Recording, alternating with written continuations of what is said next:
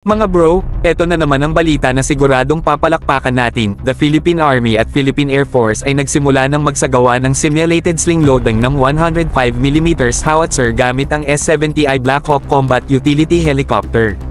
Yes, mga bro, medyo late tayo sa larangang to, pero sabi nga nila, better late than never. At least ngayon, real-time na ang capability upgrade ng ating tropa.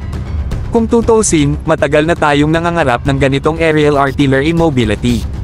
Pero dati, limitado talaga ang assets natin.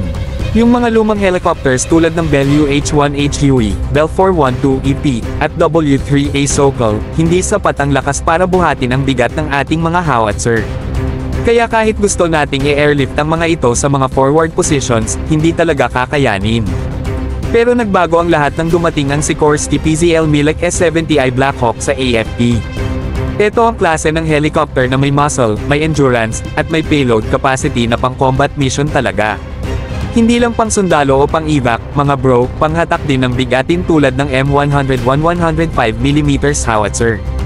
Take note din, mga bro, hindi basta-basta howitzer ang hawak ng Philippine Army.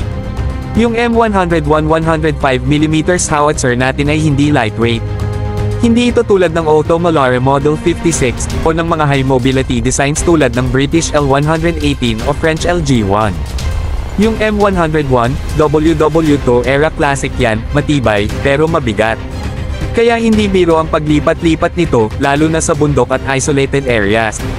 Actually, isa to sa rason kung bakit gustong magkaroon ng sariling utility helicopters ang Philippine Army.